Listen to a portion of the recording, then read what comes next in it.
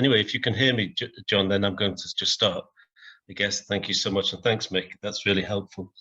And I am sorry not to be there today. It is one of those things where you sort of spend about a decade waiting for a cybernetics conference, and then when one comes along, you're invited out to Qatar, and the presentation I have tomorrow is well, probably couldn't be more senior because it's attended by the Prime Minister, so I have to put on a good show, and I even brought my suit. So what I'm going to talk about today is a fair ramble and a rattle. So please feel free to interrupt me either by voice or by chat if you want to kind of counter or contribute or add to any of the positions that I take. But fundamentally, I think that this, so I'm happy to be interrupted, but fundamentally, I think what this is an important area of work, which I've been growing and developing for a number of years now. And I've, I feel is of increasing consequence and of increasing note, and will develop into a kind of cybernetic theme, or could develop into a kind of cybernetic theme from something that is already kind of socially becoming recognized and very important. The kind of the nascent area of work is called the attention economy, and I'm adding the label of the myth of the information processor to sort of just to kind of counter that idea that work is about information processing, or work for many people is about information processing. Even decision making, I think we can debate it actually, and I think some of Stafford's work actually was already in the right direction. But fundamentally, my argument will be that based on a kind of new nascent literature on attention economy, I will argue that a kind of a crisis of attention has developed. And this is affecting us both at work and in terms of work efficiency, but also in home lives, and also to the extent of psychological well-being. And what is needed is a new set of tools, new set of thinking and framework. I think a kind of whole set of responses could open up quite a number of academic papers and other kinds of papers as a body of research could open around this topic area. Then that body of research would be really, I think, concerned with designing attention. So just to start off and to have that kind of rumble and rattle at the topic, let's just consider the virtue of being cut off from information. Imagine that we could cut ourselves off from at least formal sources of information. Then we might be like Mr. Ernest Hemingway, for example, who it is said that he would sharpen 6 pencils as a matter of routine before he started writing, and that he would then stand somewhat hunched at a small desk in a corner of a room, writing into his notebooks away from distractions. You will know, I suspect, or you might know the story of Jack Kerouac writing On the Road, a particular kind of form of beat poetry that he developed, and how he locked himself into a cupboard away from distractions, away from the household where he was living, and typed on his typewriter into a long roll of architectural paper. This long roll of architectural paper saved him from the distraction, from the disturbance of having to swap the paper after every A4 sheet. Or George Orwell, who famously wrote 1984 by positioning his desk against a blank white wall. Virginia Woolf, of course, she talked about the need of a room of her own, and she was known to frequent the park in Bloomsbury. I've forgotten the name of the exact park. I wanted to put it in, but it's just escaped my memory. But that small park in Bloomsbury where she was famous for walking, as she kind of conjured her thoughts, conjured her kind of creative expression through herself, through her mind, through her thinking.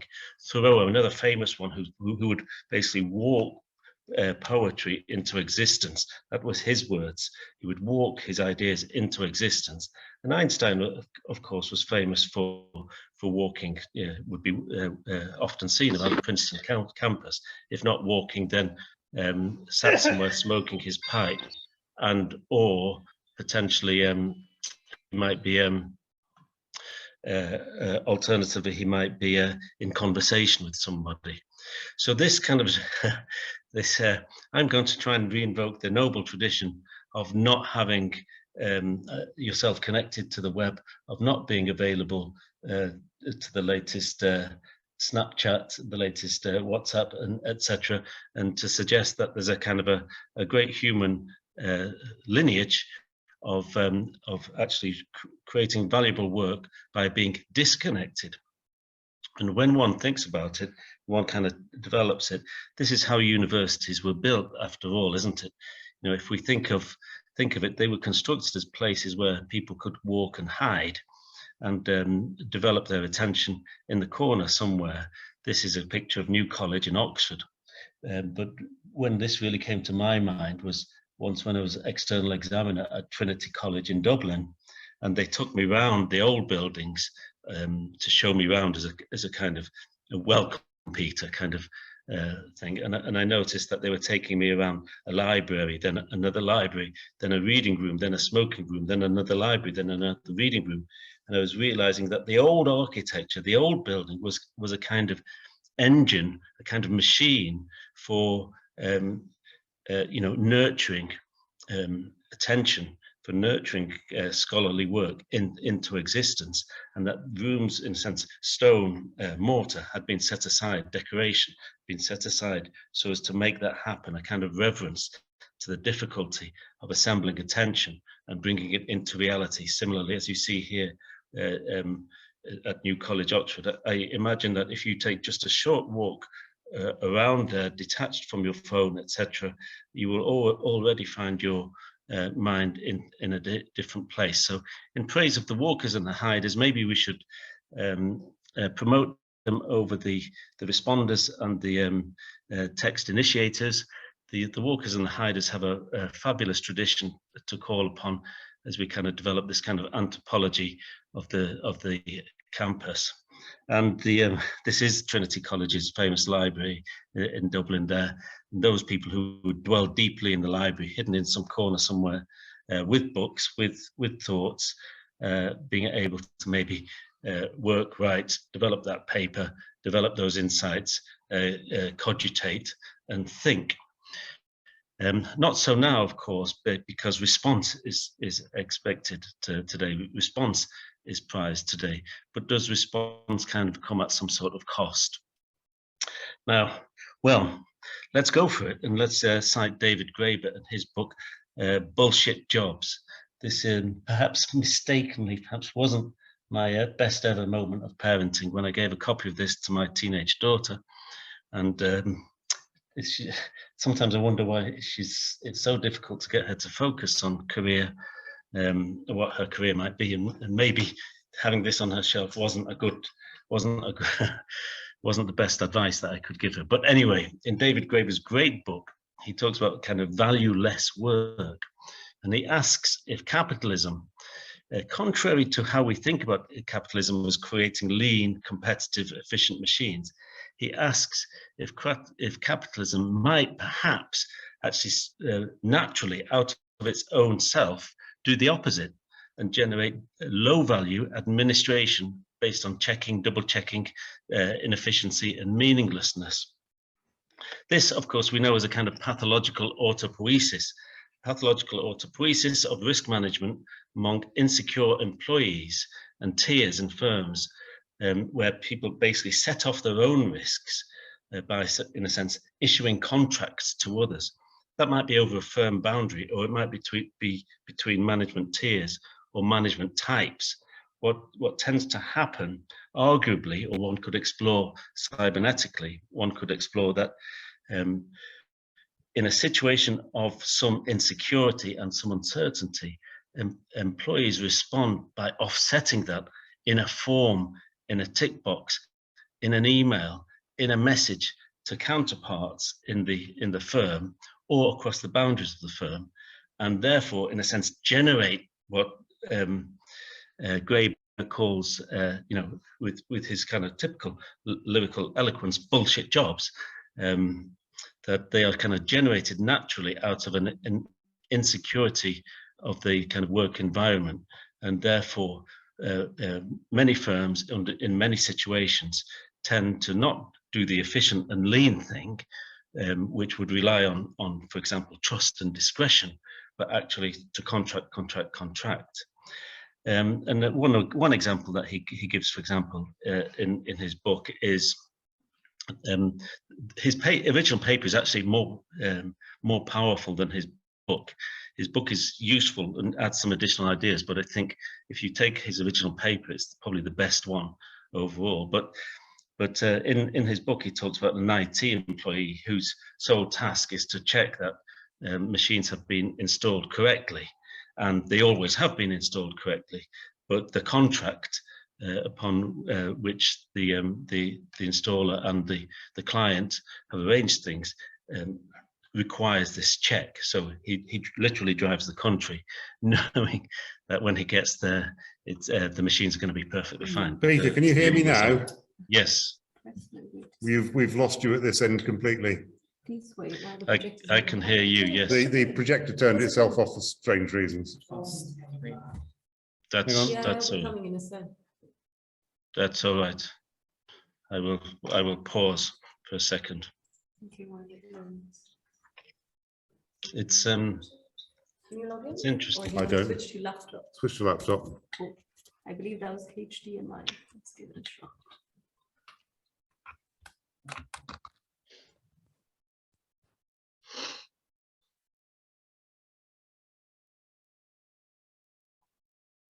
Right, good. Thank you. So it's basically relaying the argument that Graeber has that there is actually, and contrary to some to normal opinion, something natural about certain forms of competition and capitalism that actually generates contracts by employees setting off risk to each other or over boundaries. Now, slightly tacking to another angle, but it's quite an important angle, is what I would kind of call the disaster of UI. It's something I've become quite interested in, partly as I reflect back over my career and how, say, in the 1990s, I completed my PhD in '97, and how there used to be teams in the computer science departments called human-computer interaction, or people concerned with UI design and that area of work. And, you know, I'm not saying that has gone away, but I would argue that the kind of precepts and the practice that they were pushing has been roundly ignored and has been replaced by a different kind of set of design concerns and priorities in UI. And so I've been sort of playing with an idea around the kind of disaster of 21st century UI, because today and every day, you, me, all of us, we will be tempted by all of the content of the web. You know, all of the content of the web will be there to tempt us to pay attention to it before we carry out tasks that we, as individuals, as human beings, deem to be valuable.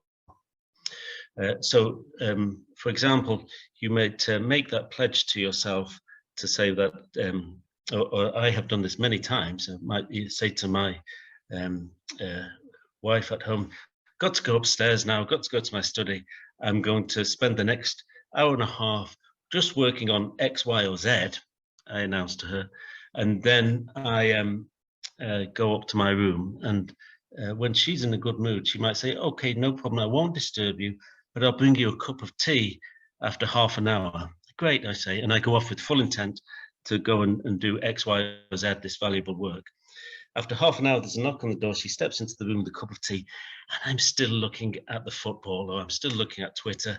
I then tell her, I know this is being recorded, please don't share it. That's what often happens. The distraction, the available distractions on the web is actually ultimately infinite. Plus, we have this kind of UI premise, which packs functionality onto the keyboard, into the window areas of the computer, such that even somebody reasonably expert like me, Control Z is the most important feature on the keyboard. My attention is penetrated, is interrupted many times as I'm typing, as I am in flow, the most expensive configuration of my brain cells possible. I can just click a wrong finger in the wrong place, and the thing is giving me a shortcut. The computer is giving me another feature. It's singing to me. It's announcing something. I was just going, and I just had to click something, and then Control Z. Please get me back. Please get me back. It will also advertise itself to me. Hey, it's Siri. It's Cortana. Whatever. It will try and persuade me that it's got exciting new features. Do I want to have a look now? This is a very different world from that of George Orwell against his blank wall of the university, of the library, of the common room and the reading room, etc. This is a very different world whereby somehow we think attention is cheap, easily interrupted, easily replaced. As we'll see in a few moments, there's no neuroscientist backs that up. Personalized advertising will grab us. Personalized advertising is brilliant. I have bought more books for more reasons. That I actually love the books, but I never get time to read them just because of the algorithms making very good suggestions to me. So personalized advertising will try and approach you algorithmically with your interest in books, travels, hobbies, fashion, whatever it is that interests you, old Alfa Romeos in some cases, this kind of thing. And it will be right. So Shoshana Zuboff in her book, Surveillance Capitalism, goes so far as to argue, she puts it in quite a bigger way than me. She says, we are losing the right to the future tense. This kind of I will do this, I will achieve this today is now, yes, that's true, but it's not like going, I will go to the library and sit down at a desk and my book will quietly open and I will have my pages upon me. This now is, I will, and when you open your tools of production, those tools of production will try and distract you and to pull you in left, right, and center different positions. It will try and distract you because there's an economy behind attention, as we'll see. So from Harper et al., the question persists and indeed grows whether the computer will make it easier or harder for human beings to know who they really are, to identify real problems, to respond more fully to beauty, to place adequate value on on life, and to make the world a safer place, or their world a safer than it now is. We don't really know yet. So a couple of points around the neurology then is that, well, I'll come to the neurology in a second. First of all, that kind of staple, that kind of the foot soldier of the attention economy, the email. Email is not efficient. Email, the data suggests it's cheap to start, which is why it's so widely used. It's cheap to start an email. In other words, you don't have to wait for somebody to be in. You don't have to wait for somebody to answer the phone. At inception, an email is an extremely cheap form of communication, but actually in its form, it's long form. So to type the words takes longer than to speak them. So it's cheap to start, but long form in its actual content, therefore expensive to finish. And once you get into a kind of an email trail, very expensive in terms of your time, your energy, and your attention to finish those. And also email introduces contracts because it's on the record. It encourages employees, especially insecure employees, to in a sense contract to each other to offset the risk. I have told you about, you haven't responded to, I've done my bit, have you, kind of emails across a kind of administration. So it becomes this mechanism of contracting, a kind of lowest form of possible contract in an organization. And as we know, as we can kind of add to Graeber's work, contracts induce contracts. And therefore, the kind of, in his poetry, the bullshitness increases. So email is a kind of the foot soldier and the kind of general tool of assaulting our attention, and is probably, frankly, a mistake, not in terms of the technology, but in terms of the culture of use that we've put it to in organizations. I discuss that with students sometimes, and they are really surprised when I talk about the norms for organizational response before email, but we'll come to that if we have to in the discussion. The web itself wants to distract you because, as attention economy suggests, there's an economy behind it. In fact, the world's richest firms are behind it. It wants to distract you, but you should know from the kind of neuroscience, like Daniel Levitin, that on average, if you are interrupted by a task, maybe you're in full flow, you're in full flight, and you're working on some paragraphs of your thesis or something that matters to you, whatever. If you are interrupted by anything, then it takes 25 minutes to get back to, on average, it takes 25 minutes to get back to that point of effectiveness that you left. In other words, each interruption takes you steeply down a kind of curve, and then rebuilding the attention and coming back to the point of productivity about 25 minutes. In some cases, about 45. You can actually lose an hour from an interruption, and then effectively having, I don't really understand the brain chemistry properly, but effectively having to reassemble your brain in the same state as it was at the point of interruption. Another startling fact, I think, from Daniel Levitin's book, An Organized Mind, is that even knowing that an email is waiting for you lowers your IQ. Your ability to, psychologists have tested, but the ability of people to complete complex tasks is lowered by the interruption of an email, or even that a person just knowing that an email is waiting for them. So they might stay on the task, but if they know an email is there, they perform less well than if they don't, if there is an absence of email from the scenario. And that is because part of your brain is worrying about what that email is, what message it might hold for you, and is actually telling other parts of your brain to behave themselves, don't look, and that carries an additional amount of processing in your brain. So even just knowing that an email is waiting for you lowers your IQ in tasks. Again, in the same book, I don't fully know either how they measure attention span, but it's basically some people's ability to concentrate. These experiments by Levitin, and it's arguing that over the 12 years from 2000, the average attention span of adults fell from 12 seconds to 8.25 seconds, a goldfish attaining a glorious score of 9 seconds. So we're sub-goldfish now. I mean, again, I would say I've noticed changes in my own brain performance, and I have strategies to deal with them and to cope and to deliver things. But should I have to?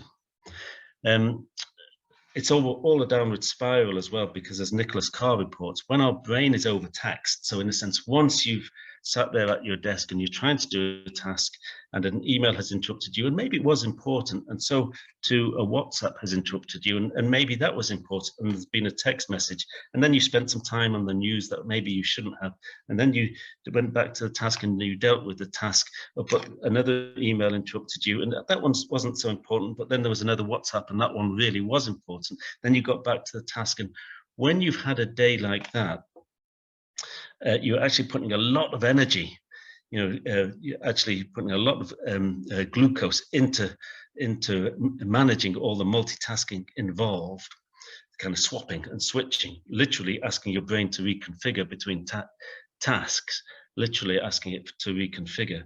And at that point, as you become more tired in that response, then you tend to then respond even more to distractions as you come in. So you've been doing that, and then the news becomes, or the football, or the TikToks or something like that become even more alluring than they were before. When our brain is overtaxed, we find distractions more distracting. Another way into this kind of another maybe useful bit of theory is that of Bella and his idea of kind of visual labor. And he's saying, again, if we actually understand the economy, some of the richest firms on earth, some of the highest value firms that we've ever had are literally running off this stuff. Facebook, for example, or Google, they're literally running off this stuff, of being able to switch our attention from something into something else on which we click. And then a cent or half a cent or a quarter of a cent goes to Google, goes to Facebook, and so on. And if they can keep that happening in the billions, then they become the high revenue earning firms that they are. So attention then, it can be seen as a kind of form of visual labor. It's a value-adding resource from Bella. And remember that advertising is one of the world's most lucrative industries. So clickbait, from clickbait through to personalized advertising that really does make a proposition to Peter that he really is interested in. All of that is in a sense a kind of a massive incentive system for an attention economy, for distraction. Bella labels visual labor as the newest source of value production under capitalism today. And in his conception, our modern economy, kind of life becomes organized around what he calls a cinematic form of attention, resulting in attention being both a finite and exchangeable commodity, as a kind of as we kind of negotiate our relation to others and offer access to our attention to others in the world. So just to unpack that a little bit, this idea of a cinematic form of attention, by that he's saying, if we kind of admit some sort of naturalism of somebody in an environment, in a primitive environment some hundreds of years ago, and how that attention is mediated is a sort of a one between that person and the environment in a kind of naturalist kind of setting. But the cinematic form of attention is in a sense bringing in structure, let's say the UI and the advertising on the UI and the different boxes on your UI and prompts, and with those prompts, as in the cinema, we both get a kind of a linear sequence of the film, plus we are called to different areas of the screen at different points. As the director highlights something, you notice a change over here, there's a change in color, a change in tone, a sound, and we are kind of conducted. So we become this, as in the cinema, we become this sort of passive agent responding to the dictator's suggestions as to our attention, saying that the web ultimately functions like this too. Maybe the screen is smaller, but we are sort of in this kind of cinematic realm. We're both moving in a kind of linear sense and in a kind of point-to-point, prompt-to-prompt sense of the construction of the attention economy. So Bella's ideas of this kind of cinematic labor, cinematic organization of attention is quite an interesting, provocative way, and it's him who cites cybernetics, because he basically argues that, and I think this echoes for me Stafford Beer's work on designing attention, on designing freedom. This idea of designing attention is basically arguing that we need to understand this as flows. We need to understand this as flows, and to understand, for example, from the individual concern and the mode they're in, what is appropriate organization of attention. Because attention is actually designed in some way, it's designed, but by other interests. It's not designed around the interests of the user, of the self. It's designed around other people's interests for us. So a couple of kind of base points now, just the first one from Herbert Simon, the second one from Daniel Kahneman. But so Herbert Simon was onto this back in the late 60s, early 70s, and he was basically saying, okay, guys, so you think you're moving towards an information society, an information economy, and you're pretty excited about that. Well, be careful, beware, because the wealth of information means a dearth of something else, a scarcity of whatever it is that information consumes. What information consumes is rather obvious. It consumes the attention of its recipients. Hence, a wealth of information creates a poverty of attention. So back in the late 60s, early 70s, Herbert Simon was foreseeing a society in which attention itself would become the scarce resource, whereas we had lived in eras where information was the scarce resource. The copy of the book in the school, the copy of the book in the school, for example, the information was rare, we were moving into an era where attention becomes the scarce commodity and information is in some ways in surfeit. So that was Herbert Simon back in the late 60s, early 70s. And Kahneman's capacity model is basically saying, actually, there is a negotiation, a constant negotiation over fixed capacity of attention, whereby cognitively we are processing this stuff from some point of arousal and then negotiating over some point of arousal with ourselves, spending energy on it in order to allocate our effort to it or not, or to reject it. And the more stimulating an environment, the more we have to do this, the more we have to respond to the potential alternative arousals, the more we have to make allocation decisions and respond to maybe an enduring disposition or a momentary intention.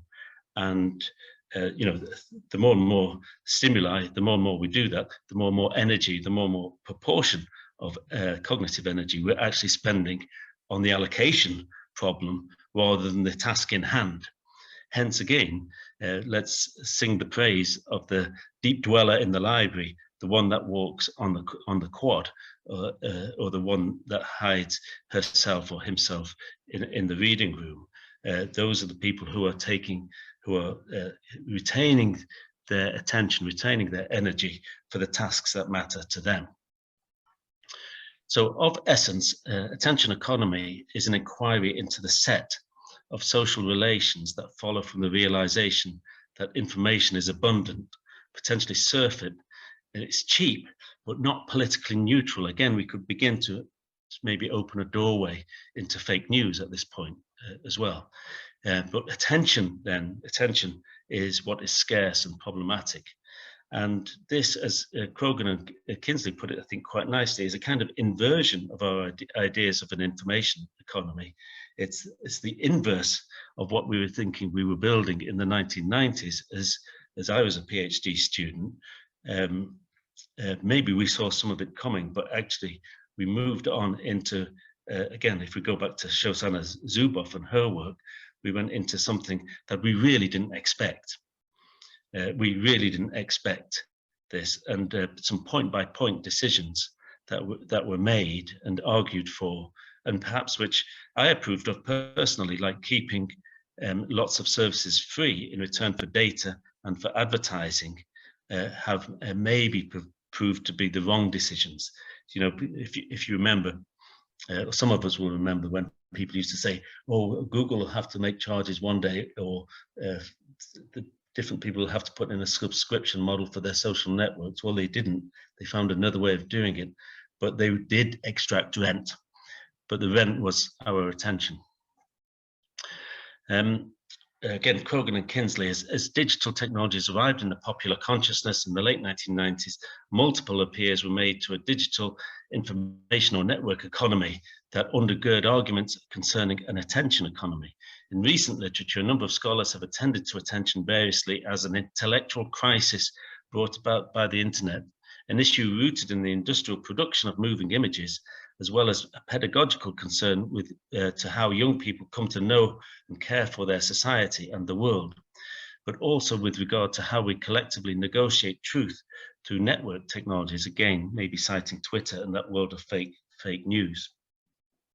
And there is a literature which, literature on film, which shows how people are not very good at negotiating over video images, for example.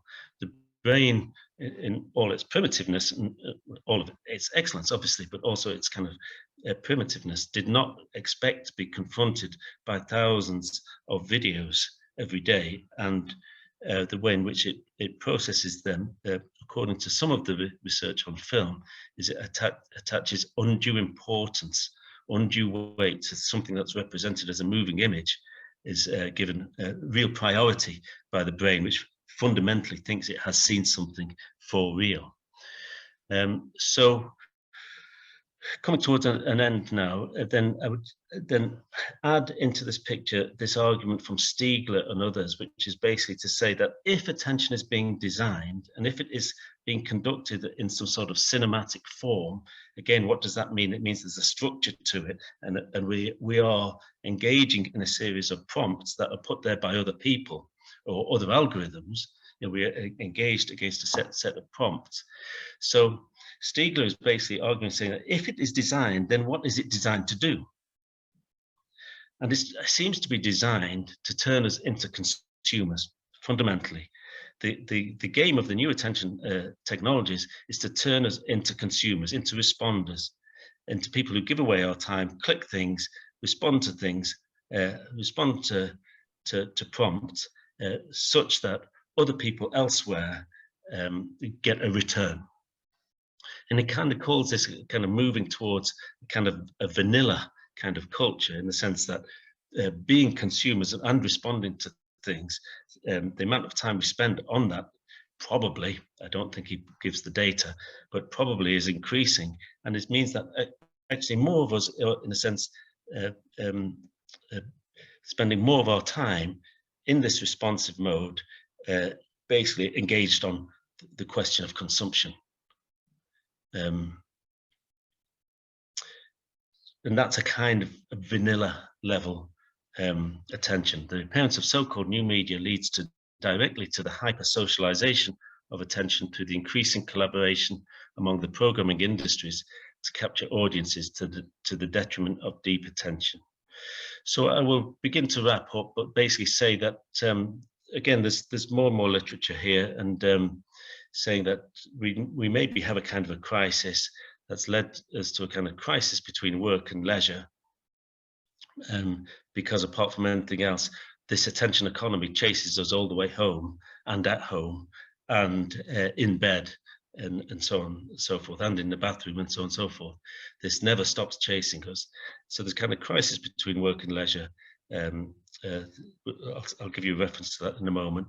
Crisis between forms of attention, and arguably, maybe a little bit grandly, but arguably a problematic ownership of our cognitive selves. I thought I'd cite Czesław Miłosz, who wrote about the impact of totalitarian cultures, and I wonder if it echoes for you. It might or might not, but he had blundered into falseness, he reports, about the person living in a totalitarian society by living in the midst of ideas about people instead of among people themselves. That time we might spend on Twitter, for example, we are engaging in ideas about people instead of actually sitting down in the cafe, for example, and talking to the locals. And this is a step, I might suggest, in Miłosz's Nobel Prize winning work towards a kind of totalitarianism. Again, don't want to be too grand, and I am at the end now. So is attention designed? We can successfully open up a problematic area, and I think we can argue for this as a kind of key research agenda.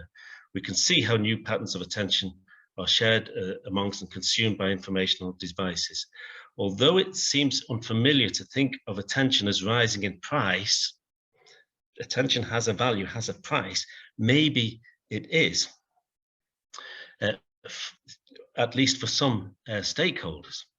Because following Marazzi, 2008, maybe you should ask your spouses, partners, families about the price of your attention. As you've been selling your attention over the web, who's been losing in those transactions? And certainly guilty as charged here. Maybe you should ask your spouses, partners, and families about the price of your attention. Other evidence comes from personalized marketing, Google, Facebook auctions, etc. We are actually beginning to understand the value of attention and turn it into values for some stakeholders. And attention then is being designed, but not being designed by us. So provisionally, right at the end, information becomes when a human being is able to receive it in a way considered by that person to be conducive to her or his interests. A person-centered view of what information is maybe underpins how we can begin to theorize about this space. The most natural state of digital information must be nil. We've got to start from zero and add digital information in to some person's day, if you like, rather than assume the presence of digital information. Active assembly of information can then follow from that point.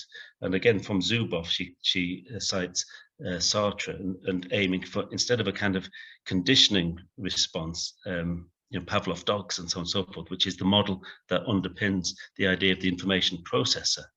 We should move to kind of Sartre and the will to will, help people have an accomplished day, a day of accomplishment against the tasks that they design. And if we were to help people with the will to have that day of accomplishment against the tasks that they think are important, then we would have built some useful tools indeed.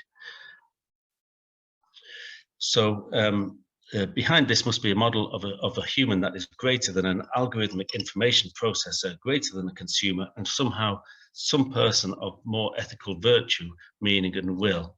And so this is where we get to a kind of science of effective attention. And I kind of call out for this kind of idea of a cybernetics of attention, designing attention, and saying that if is attention designed, attention must be designed as a response to the crisis we are now in. We need to kind of design a way out of it. And all hail and all salute the library. Thank you.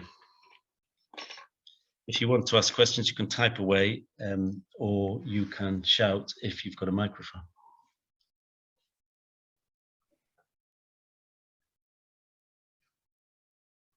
So I can't hear you, John, actually. But I can see you, which is 60% of the pleasure. Hi, Peter, perhaps I can ask a question. Thanks, First of all, thanks very much. That was very interesting and thought-provoking. So I'm wondering about, recommendations for self-defense. It feels like everyone is on their own to come up with their own way of coping with resisting the interruptions and the control. It feels like we need a more systematic and deliberate protection. Yeah, I think it's a good observation, Nick. I think it partly works because we are on our own with it, and indeed we could argue that being on your ownness is utilized then by tech companies, say, some of whom cite the really excellent but significant work of René Girard, where, in a sense, one of the responses of human beings to situations of anxiety is to copy each other. And some of those tech companies have cited René Girard as an influence, so they kind of mechanized some of that philosophy, some of that insight. Girard is a great philosopher and a great reference, but I think you can that would be a kind of response to your observation of us being on our own, and I think that's right. And I really don't know what then the next step is, other than I think your kind of urge for people to become more organized, to share, and also maybe to campaign for a kind of policy and so on, and also new technology. I think new technology, very much part of it, is the next step. We need to become aware, to join together, and then to begin to campaign, maybe around Zuboff's book and some of the very big arguments she gives. And I would say campaign, be aware, use the tools, campaign for policy, but also new technology should change. Well, thank you, Mick. I hope that's useful in some way. Does that mean that people are the fools of the internet rather than the internet being the tool of the peoples? So I think I think that's well said, John. I think that we have seen a kind of crisis develop out of this, because the information systems have become all-encompassing and all-controlling. Again, Herbert Simon saw it coming, that there would kind of be a flip as information became cheaper and cheaper and more abundant. So I think we have to some extent become the fools of the internet rather than it being the tool of the people. And remember that people like Tim Berners-Lee have said this. Tim Berners-Lee has expressed his disappointment with the architecture and the outcome of the World Wide Web. You know, maybe that needs to be in bigger lights than it is. But he says, in a sense, we haven't got to that web yet. We've got to this other web, this kind of awful one where privacy is invaded, where space and time is invaded, where cognition is invaded, and our ability to then cope and share is much less beautiful than maybe it should be. Good point. Right. Thanks for the great talk, Peter. Thank you. I've got two brief clarifications to ask of you, compared to and they're very shallow compared to the depth of the material you were talking about. Firstly, I joined late, so I missed the opening thrust of your narrative, and apologies if the first of these issues I want to raise was discussed at length at a time when I wasn't on the call. And that's the first slide I saw when I joined the call, talked about autopoiesis. And I just wonder if you, just for my benefit, and apologies to those who heard you discuss this earlier on, if you could give a little bit of clarification about how you see autopoiesis in the context of attention. That's point one. And the second, utterly unrelated clarification comes from your last slide, where you reference an author for whom my wife is extremely familiar and has written several monographs on, and that's, I presume, Virginia Woolf. And I'm interested in where you see the Woolf connection. So those are the two clarifications. Yeah, wonderful, and really challenging.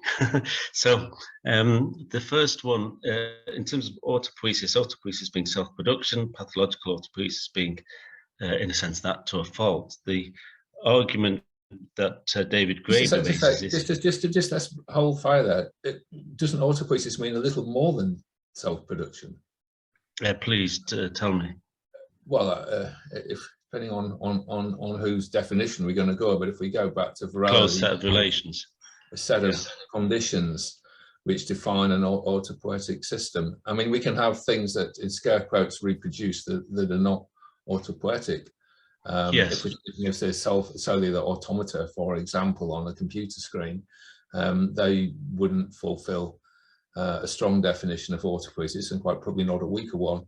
But that one can interpret those things as devices that reproduce. So for me, autopoiesis is the hallmark of the living, and has a particular characterization because of that. And I feel that's kind of something that Varela was hinting at in his writings. So that's something.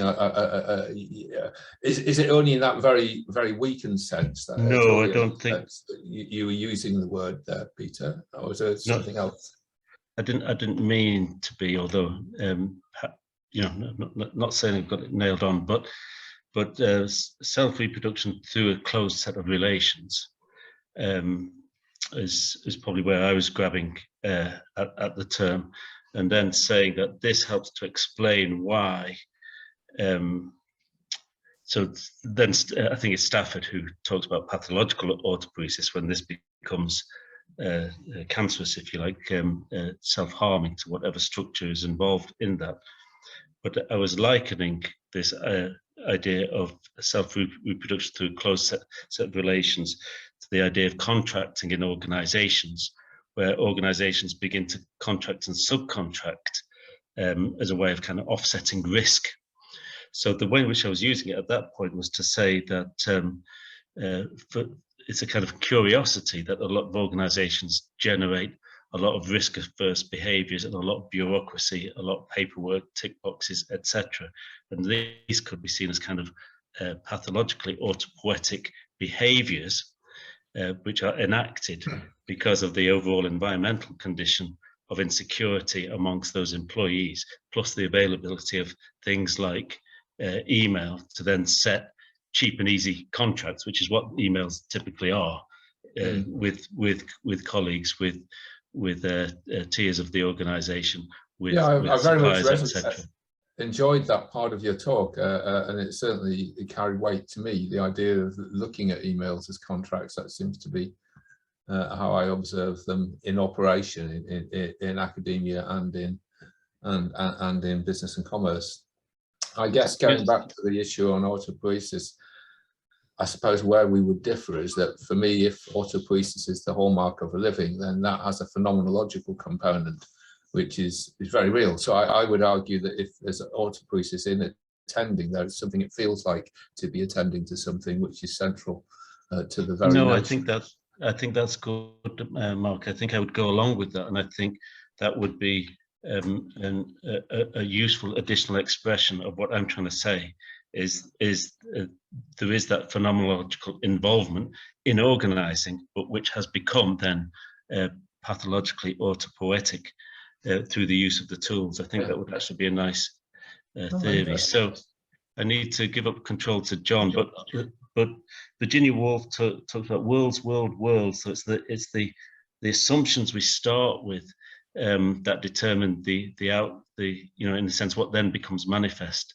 This is borrowed by Donna Haraway and in her book, Staying with the Trouble. But the assumptions that we make about people as consumers, as information processors, and not as, for example, creatives, then that world's a world of reduced temper, if I put it like that. And that's where I cited Virginia Woolf at the beginning because of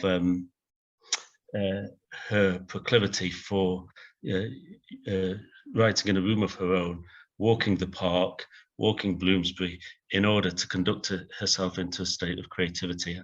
I'm going Peter, on. I don't know if you John can needs to hear scream. me. Yes, I can. You can, sorry, so I've had to pull the plug out, and we've got Nick Jennings arriving in about a minute. So Tanya, is your question very quick? No, Peter, I'll send you a message on email or LinkedIn. An email indeed. Send you several. So apologies, everybody, that we've got to cut to the next session at 4 o'clock here. We've got the Vice Chancellor arriving in just a minute. Thank you very much for coming. Peter, thank you for that. We'll share the recording as soon as we can so that everybody can review it and come back to the more difficult questions that were clearly avoided. So thank you very much. Yeah. Thanks a lot, everybody. Enjoy the rest of Qatar, Peter.